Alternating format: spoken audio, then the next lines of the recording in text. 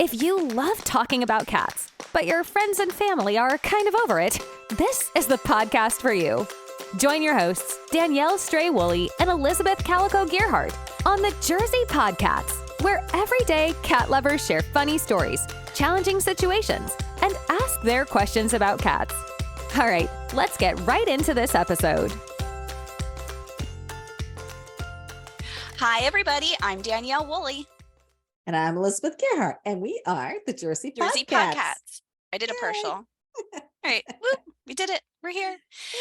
For those who are new to listening, we are called the Jersey PodCats because we live in New Jersey and we have a podcast and we love cats and we talk about cats on the podcast. How clever are we? But clever. We don't limit it to people from New Jersey. No. We're clever enough to get people from all over the country. Yes. And further. Some people may be Everywhere. from outer space. Yeah. I mean, sometimes I feel like I might have been from outer space, but yeah. Everybody I know that's listening right now, they're like, yeah, definitely. She's a little out there. Well, we're watching this Unexplained Mysteries, and I'll tell you, these aliens, I don't know, maybe they've infiltrated already. Who knows? Wow. Well, this episode already took a turn. My next question, actually my new question, which I didn't even ask you yet, is how do you like my purple hair? I love it. You're supposed to say what purple hair because it didn't work. I dyed my hair purple and it didn't do anything. I appreciate your commitment though. She's like, oh, what do I say? I thought maybe it just wasn't showing up on the video. You tried to dye your hair purple and it didn't take? Yeah, so that's fine. I was bored waiting for the vet to call me back for Loki. I've had an up and down couple of weeks with my kitty cat. And so to kill time, I had to go buy a leave anyway because we were out. And while I was there, I just said, oh, I'll pick up some purple hair dye while I'm here. Why not?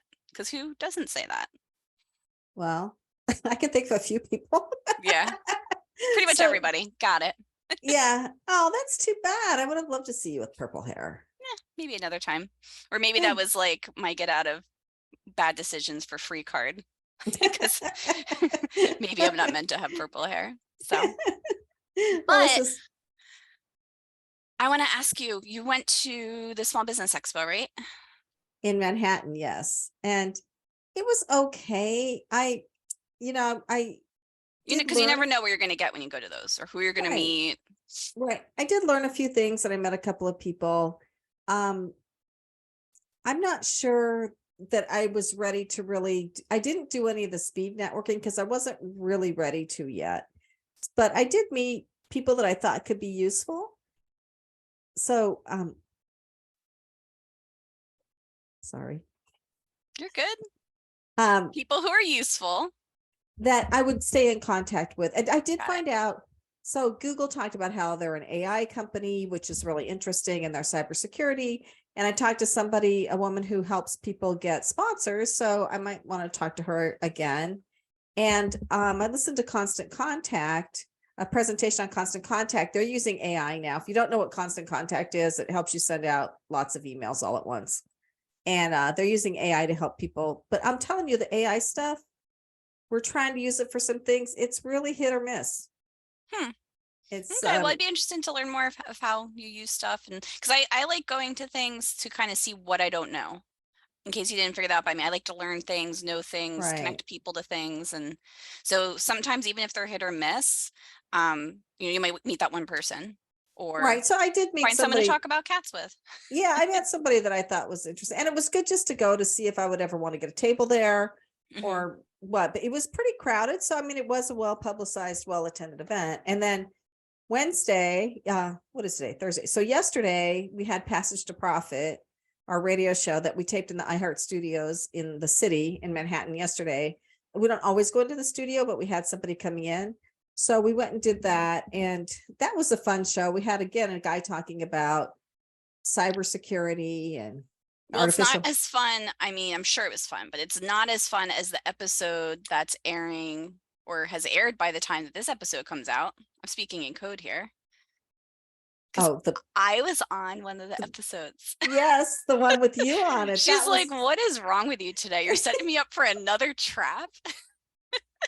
Danielle was very well.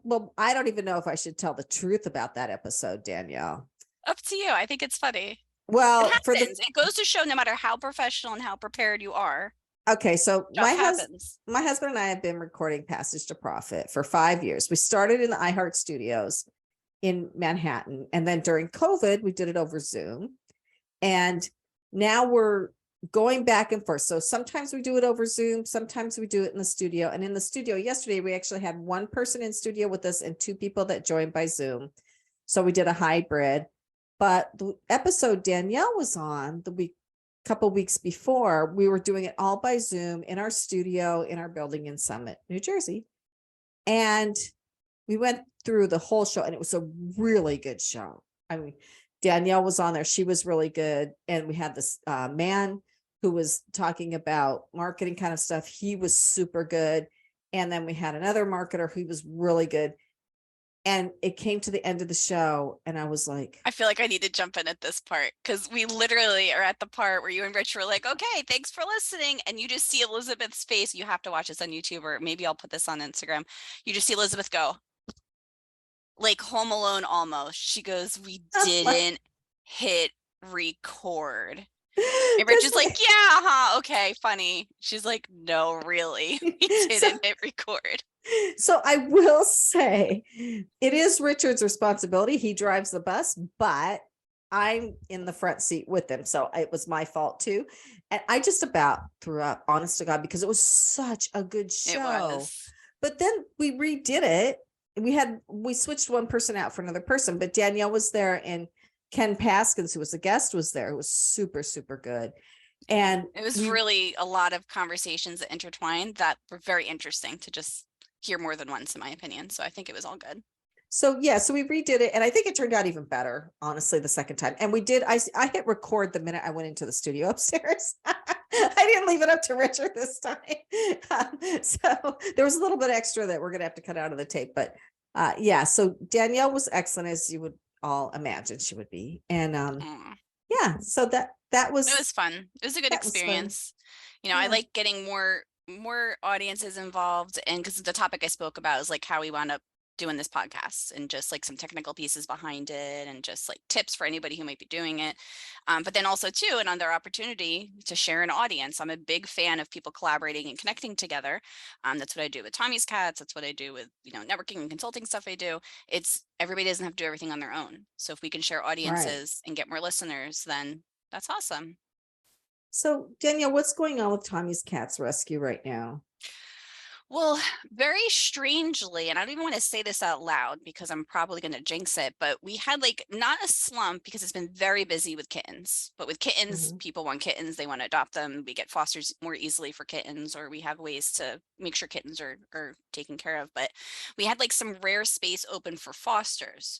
So when we do that, we go to other shelters and pull. And we actually worked with, because we like to collaborate, a couple other organizations where we wound up pulling a cat like literally from death's door. Like it was scheduled for euthanasia, and we had a spot, so somebody went and pulled him. And he's such a cool cat, such a cool cat, but he just needs some socializing. He's kind of with kids, so we don't want him to go to a home with kids, or small kids at least. But he's such a goof, and he's so funny. So I've been helping out there when I can, like early in the morning or after work or during lunch. And the other cat that we have, we pulled from another shelter that was just very friendly and no fault of his own, had just been overlooked for over a year. And the shelter put out a post saying, like, we don't know why this poor guy's getting overlooked. Please come adopt him. So because we had the space, we said, would you be open to letting us pull him so that we can get him into a foster, get him in front of more people, get him adopted? They said, absolutely. So we pulled him.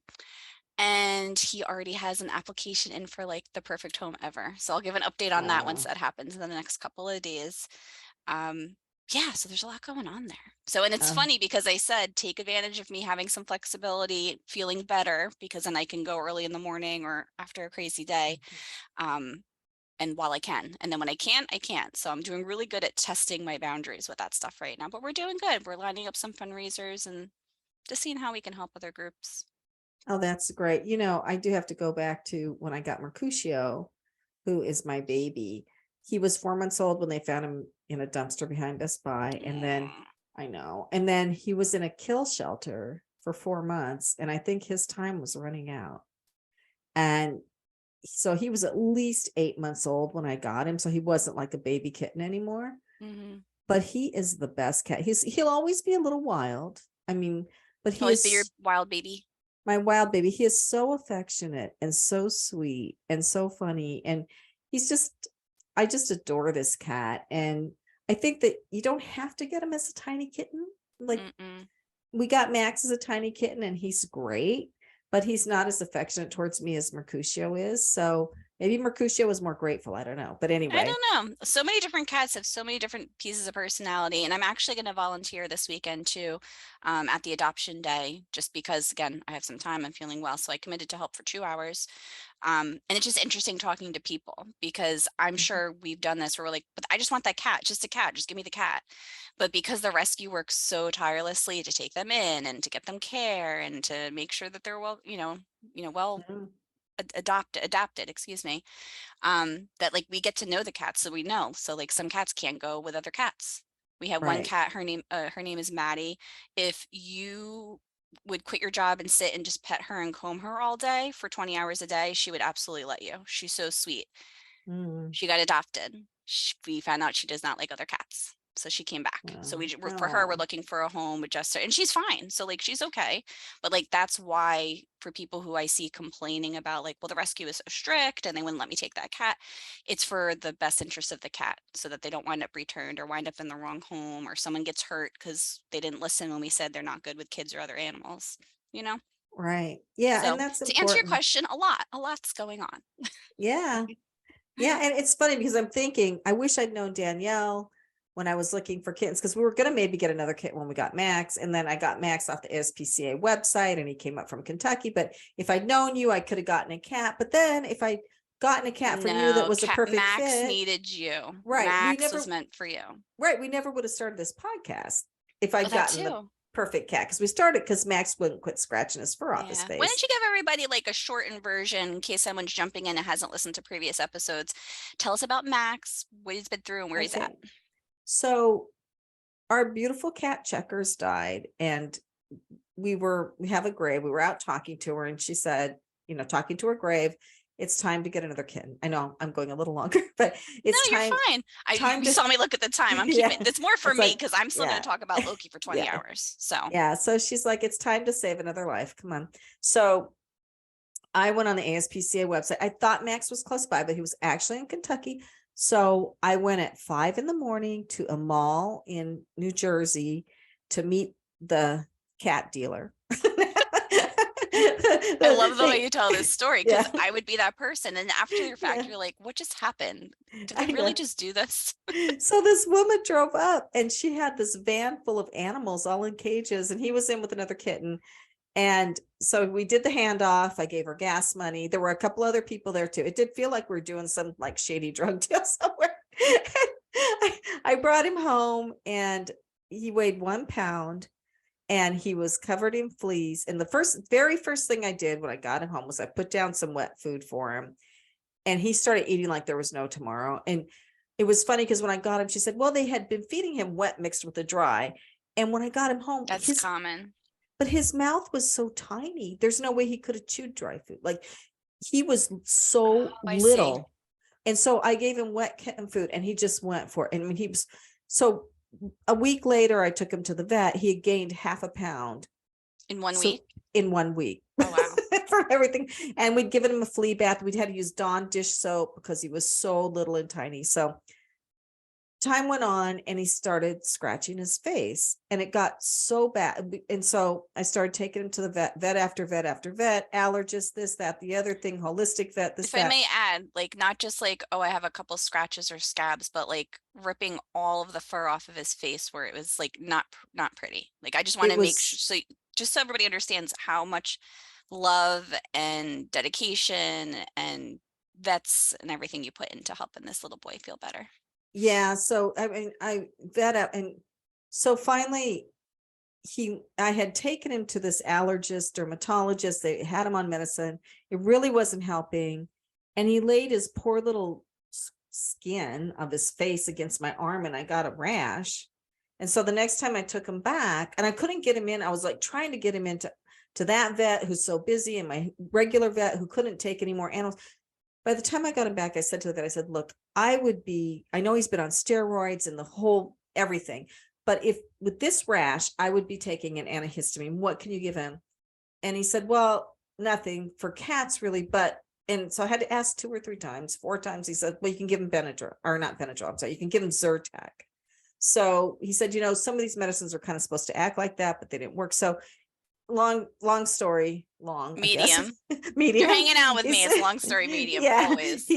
He's right now he's on a Zyrtec a day, plus a little bit of steroid every other day, plus another cyclosporine, supposed to be twice a day. And it's controlled, but now that summer's here and everything's blooming, he's itching a little more. They did think it was a food allergy. And this guy said food allergies only account for 3% of allergies in cats. It's kind of a catch-all. And she tried so many different foods also. And I'm grateful that she kept it all because she donated the extras to Tommy's cat. So thank you. Yeah. So I added it up and it was 26 visits or phone calls or medication changes to the vet, 26 visits in 9 months for this cat till we finally figured out how we could help him. And so today he's fine. He's, like I said, he's itching a little more. I might have to up the steroid a little bit because it does seem to help. And he's just raising Cain. He's just, he's fine. All his hair grew back, right? He looks like a normal cat, except, well, he'll never look like a normal cat because he's polydactyl. Yeah. And he's got these long legs and the steroid has made him a little bit fat. And so anyway, but I want to hear about Loki. Come on. Spill the beans. So Loki is my baby cat, even though he's not the youngest of everybody, but he's the youngest kitten that we got. And the short story. He came to us when I was on a walk with my husband in our neighborhood talking about how I wanted a second cat. And he told me, no way in heck, not happening. We got to the beach by my house. We walked off the beach, turned around, a kitten jumped out from under a car. And he came home with us for me to just check and see if he belongs to somebody and then just check to see if he has a microchip. And he's still with us like 3 years later. But shortly after we got him, we started noticing a bump in his ear and didn't think anything of it, thought maybe he was roughhousing and, whatever. But then it just like dramatically grew and found a vet. And the cool part about this story is the vet that we had, it was right before, because you mentioned something similar just before, right before she stopped taking new patients because she was just slammed. So she couldn't take new for parents. Brought him in and she said, yeah, this looks like, I don't know for sure until I get in, but this looks like something we for sure need to do a procedure for. So he went in for his anesthesia, had the surgery.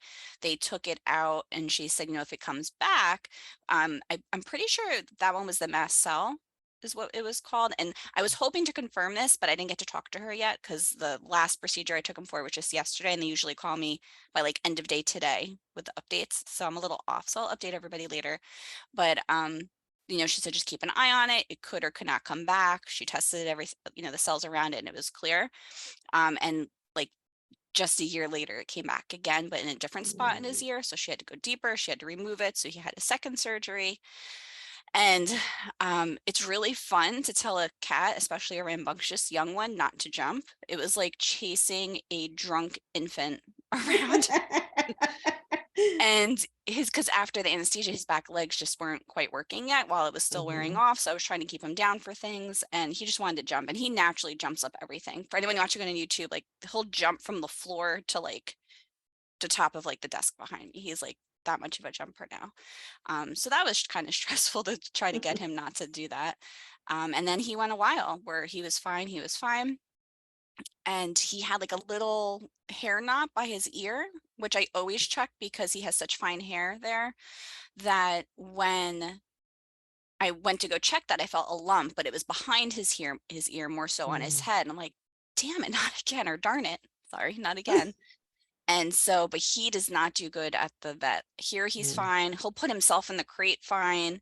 He'll go in the car okay. He might hiss at you a little bit, like what's going on. He's fine when you carry him into the vet. As soon as you bring him into the room, he starts sounding like a cougar or a tiger or a lion. And it's just not a fun time for him or for us, even if we give him the pills they have us give him for to calm him down. So I just hate taking him unnecessarily. But she said, given his history, bring him in, let's do the surgery again. And the day before, I was just checking him again to kind of see if the lump got worse or not. And she had felt it. We brought him in and she checked him and said, yeah, I feel it too. Let's just do the surgery to be safe. It just disappeared. It's just Yay. gone. It's nowhere. So they said, just bring him in to be sure. So they still had to sedate him because he wouldn't let them touch him otherwise. And they did a full check on him and there's nothing there. Oh, thank goodness. Nothing there. Yay. But she had even said like what he had would have gotten so big. And I have pictures of this too, but I won't share because it's pretty gross looking. He wouldn't be alive. Like he would have been a kitten out there all by himself because oh yeah. And it would have just grown and he would no longer be with us. So I just think of stuff like that, like when they're being bad and like, scratching up the windowsill or like waking me up at 3 a.m. Like, right. He's here. He's good. Yay. Yeah. I don't know how Max would have survived, but I think, we had somebody on the show a while ago and it made me realize Max was so starved and so small for how old he was supposed to be. He probably wouldn't have lasted a lot longer in the situation he was in. So it was a good thing the Fosters found him. God bless the Fosters and put him on the site. And I saw him. That's great. And then just one little thing, and then we'll bring the show back up again because we like to keep everything positive, is that's why one of the reasons I'm so passionate about trap, neuter, and return. Like it's just one piece of the puzzle, but like even if you have a friendly cat that you can keep, it has to be spayed and neutered. Like I understand like some people say like, I don't like doing that. It's going to hurt the cat, or I want my kids to experience seeing kittens be born. Like there's just so many animals out there, like the ones we pulled from the shelter that just need homes. So why don't you help out, not add to that issue? That's it. That's my PSA. Right. So I got Max neutered, even though he was having these issues, they did neuter him because I did not want a non-neutered male cat living in my house because it can be a mess.